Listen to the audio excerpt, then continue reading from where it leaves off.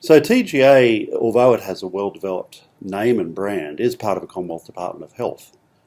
It's separately located with its own facilities because it has laboratories and other separate facilities. The headquarters is in Canberra, but it also has offices throughout the country.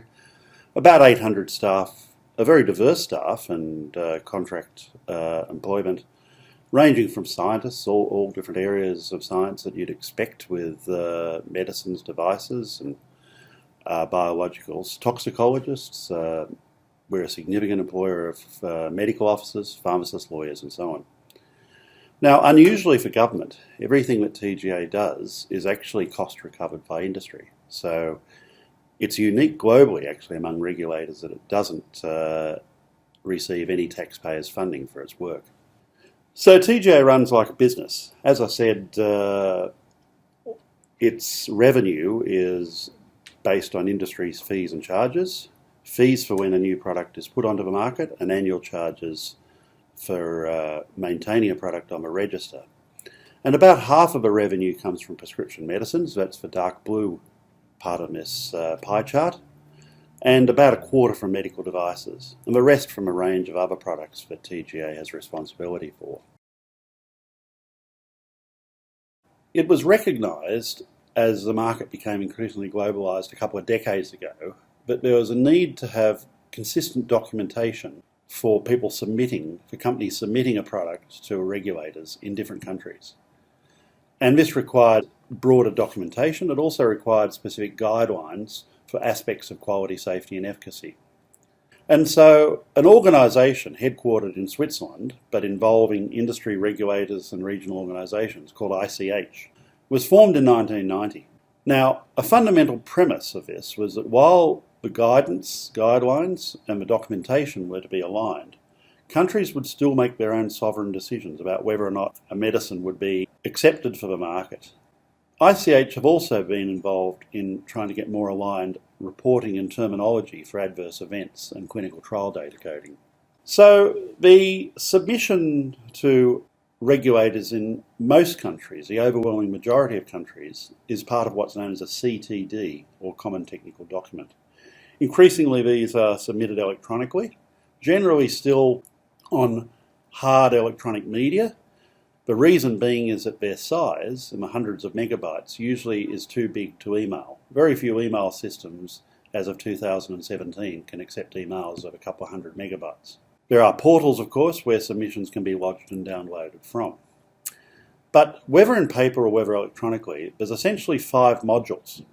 The first module is usually country-specific information. It relates to the administrative steps in that national country-specific processes.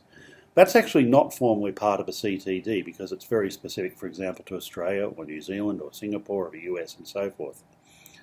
The second module is essentially summaries of the rest.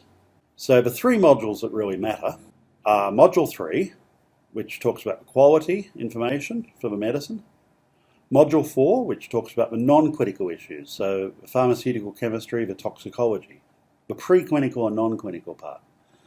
And Module 5 are actually the results of clinical trials, the clinical studies.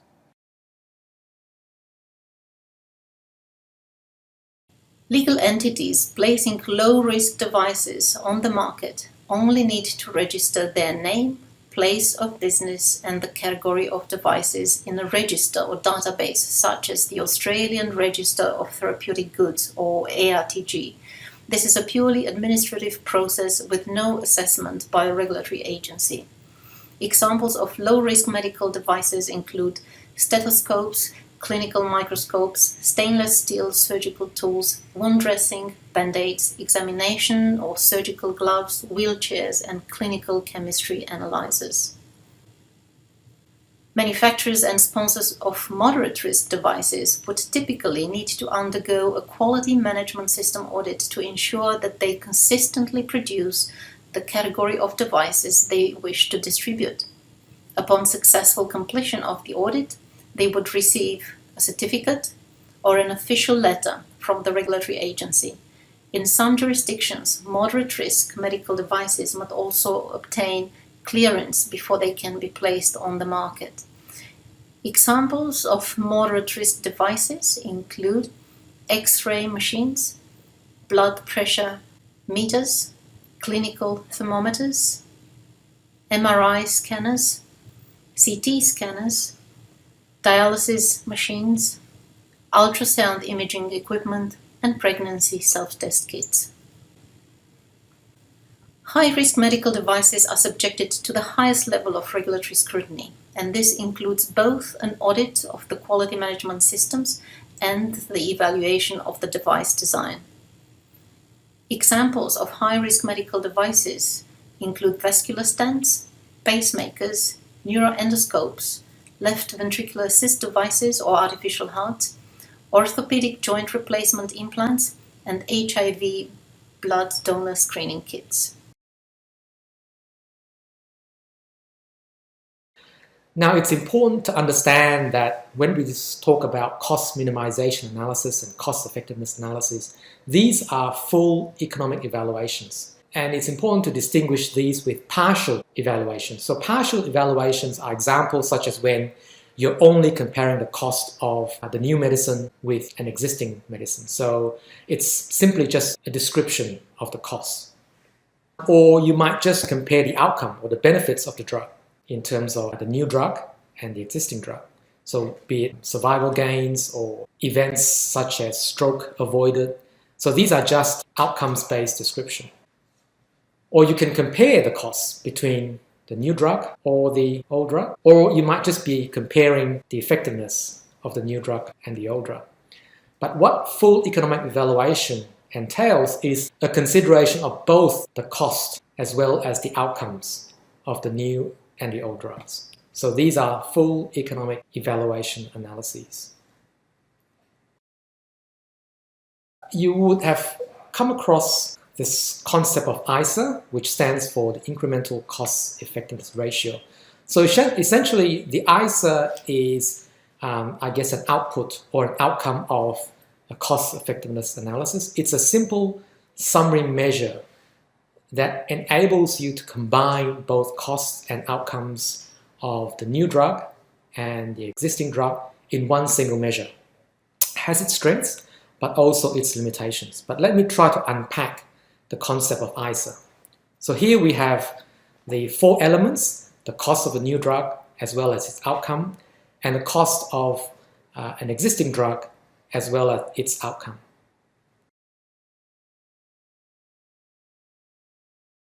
And here's an example of a standard tableting machine which would be used in a GMP manufacturing site, in this case by I Holland. So basically what you have is a rotary tablet press. This would produce hundreds of thousands of tablets per hour, even more.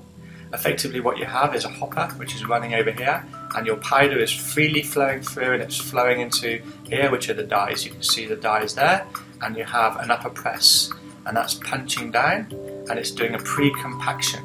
And as you can see, it's producing many of those on this circular pattern. And this is how it is working up here. As you can see, the whole system is staying still. This is quite important because this is a general GMP, good manufacturing site. Okay, this is what we call a pre-compression cycle. So this is undergoing pressures of, literally tons and tons. It's like having, multiple cars pressed on a small area. Then there's a main compression cycle. So that's actually then pushing down the tablet into the dosage form that you want.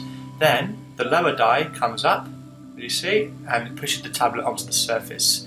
This is then removed by either another arm, or in this case, a takeoff component here, which then pushes the tablets out into this reservoir down here, where your tablets are then moved on so that they can be easily packaged. So as you can see, now this is an area of precision engineering. And in this lecture, I'm just giving you an example of tablets, but the same thing would happen in any dosage forms. These are precision pieces of engineered machinery. They're manufactured predominantly in stainless steel because they have to be easily cleaned down, and the validation to actually cleaning these things is part of the whole GMP process in itself. Cleaning and validation, making sure that you don't have cross-contamination between products, making sure that you don't get formulation sticking in these things, and so on and so forth. So in terms of adopting a patent filing strategy, there's a number of initial questions that are asked, and the examples of these are on this slide. Now, different businesses, different organisations, depending on where they are in the stage of the commercialisation process or where they fit into the process, for example, being a research organisation versus a startup company versus a listed company, will place different weightings on these questions. But the sorts of things that are typically asked to decide on what the appropriate strategy is are questions from a commercial point of view: what's the likely value of the technology? Will getting some sort of exclusivity, for example, patent protection, provide a competitive advantage over competitors? Importantly, does the technology that we're looking to protect align with the commercial objectives or the commercialisation plans and goals that we have? There's also questions around legal strength. So what is the inventive step for the patent invention over the prior art? How strong is the patent likely to be? And then coming out of that, questions around the exclusivity. Will competitors have a viable design around option? Will it be easy for a competitor to identify a workaround to the patent? Can infringement be detected? And will the patent itself actually be enforceable? Ultimately, the question is, what is my end game? So as I said, the weighting placed on these questions will differ depending on the organisation, and it's important to make sure that the strategy that's ultimately adopted aligns with the commercialisation strategy and the business strategy of the organisation. So it's not a one-size-fits-all, but there will be different strategies and different approaches depending on whether the horizons for the business or the organisation are short-term, for example, seeking a licensee as soon as possible, seeking grant funding, seeking investment, versus medium-term or long-term. Is this something that is going to fundamentally change the way we do things, and we're looking to create a whole new product space?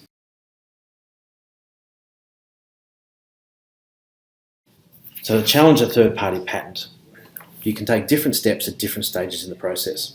The first opportunity is while the patent application is still pending, and typically while it's still being examined at a patent office, you can make submissions to let the patent examiner to make the patent examiner aware of any problems with the patent application, for example, prior art, or reasons why the scope of the claims as they currently are shouldn't be granted. So this is typically a what we call ex partes approach. So you simply make a submission to the patent office and you don't then take further part in the process, but you're putting on record information that assists the examiner to examine the application and hopefully to either narrow the scope of the claims or not grant the patent in the first place. Now, if a patent application goes through and is accepted, then in many jurisdictions there's an opportunity to oppose the grant of the patent. Now, in most jurisdictions around the world, that happens after the patent is granted. There'll be a period of time, maybe 6 months, maybe 9 months, where anybody can launch what's called an opposition proceeding to oppose the patent on a range of different grounds. In Australia, we actually have a pre-grant opposition process. So as soon as an application is accepted, before it's granted, there's a period of time in which a third party can oppose the grant of the patent. So the easiest way that we can think about in terms of commercialization, and we can take this from traditional business strategy, is just to look at how you would go about writing a business case. And from that business case, you're effectively building your commercialization strategy inherently within that structure. So if we took a business case, there are a whole number of different aspects that we need to consider, from how we're going to sell the product, how we're going to manage our company, how we're going to partner with other industries so that we can make our product a global success, and so on and so forth. And generally, this whole strategy is pretty big. There's a lot of things involved in it. But if you follow each of those aspects logically, you'll effectively come up with a company and thus a commercial strategy which will take your product through to a successful market launch and profitable return. So looking at that table on the right, which is obviously very small at the moment, but we'll focus in, the questions that you really should ask yourself. Number one, what is your product? A lot of people don't realize that when they start out in this journey, they don't necessarily actually know what their product is. More importantly, they don't know what their market is. What is your market? Who are you going to sell this to? And how are you going to sell it? So how will you sell your product? It will vary greatly depending upon product that you've developed and the business model around that product in terms of how you drive revenue. What is your market strategy? How are you going to get that product out to the market? If you've already got competitors who are working in the same space, how are you going to outsell those competitors, compete? How will you make your money? How will you make your product? This is a very important one. There are many examples where people have come up with brilliant ideas, but they can't actually implement the manufacture of that product. And that occurs in all industries. Step one is actually start with the end. And in this case, we want to start with the label claims. So what is it when your product actually goes to market and sits on the shelf of a pharmacy, or when it's written out as a prescription by a physician, what is it you want to be able to say on that label? For example, let's go back to our painkiller example again. Is it a drug that you want to be made available to the general population as an alternative to paracetamol for treating a headache? Or is it a drug that's going to be used in conjunction with chemotherapy in treating terminal patients with end-stage cancer pain? Those two things are very, very different and will lead you to a completely different path in step two, which is actually running the race and looking at the clinical program that you'll be pursuing. So what are the phase 3, 2 and 1 studies that you need to run? What's the target indication and population, and what's the safety and efficacy that you need to have? And obviously the safety and efficacy profile of a drug will be very different if it's going to be used in an over-the-counter setting, bought from a pharmacy, versus one that's going to be prescribed by specialist oncologists in a hospital setting. So again, makes a big difference in terms of what you are trying to do. Then we get to step 3, which is supporting the clinical program. So for the IND or the CTA, you need your package of preclinical data. You also need to understand the quality data that you need to put forward and the clinical data that you're going to put forward in the clinical program. For example, you really need to understand what your comparators might be in the clinical program, and you might want to be testing those in the preclinical data before you get there and looking for perhaps drug-drug interactions at that point as well. And then finally, defining the regulatory path itself, and all kinds of things might come into account here as you're going through.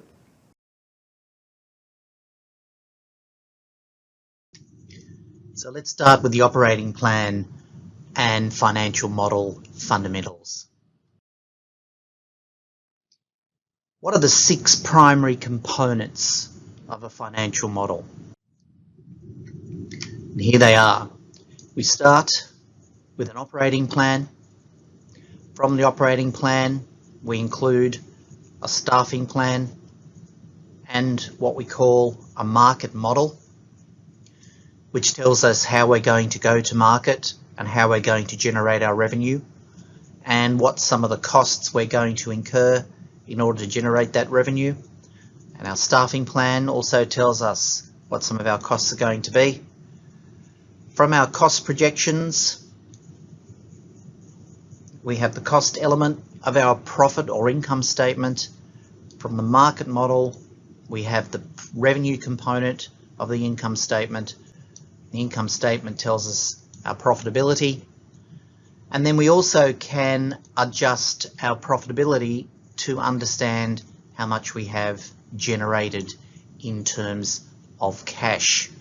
And while it's important to be profitable, if we're not generating sufficient cash flow, eventually our funding dries up, and what might have been a successful business in terms of an idea is a failed business in terms of running out of cash and not getting access to any more funding.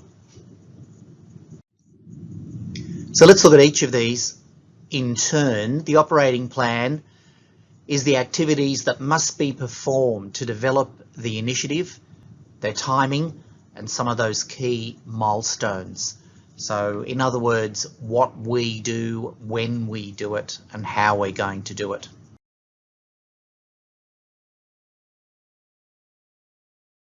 So there's many traditional healthcare marketing channels, and I like this graphic because it gives you an idea. The bottom half of the graphic you talk about is really your brand, it's your solution, it's your offering. So for instance, my brand increases efficiency in my day. So my brand offers efficiency for my customers, and it allows me to increase patient care, compliance or hygiene. I can reduce my admin. I can be more cost effective with my resources, less handling, less hassle. My customers need to do more with less. So you use the bottom half to kind of message out what your brand or your solution is about. What are the key messages for your solution? And then the top is all the different ways that you can communicate out about your brand. It could be through advertising, you could use public relations, you could be doing it through congresses, medical communication. And then on the outer part, it's really maybe you do this through direct sales, you might do this through partner accounts or management of accounts, you might do it internally, maybe you're a business, you're doing it to your internal customers, and then you have to think about different news flow topics. So there's many different ways and many different channels depending upon your brand and what makes sense for you to communicate outwards. Another key thing to remember, of course, is what's the new normal, because what we're really seeing is we're really being pushed into digital channels much faster. Things like e-detailing, webinars. We might be still doing one-to-one communication, but we might be doing that through a digital channel. And we're really seeing that many of the traditional sales through pharma is really moving to virtual. And our customers really are expecting not to see us so much. They don't really want to see us. They want to have the information, but they want to have it in a remote way. So you really need to think about what kind of assets you need when you're developing your marketing materials, because a lot more will have to be done through digital space.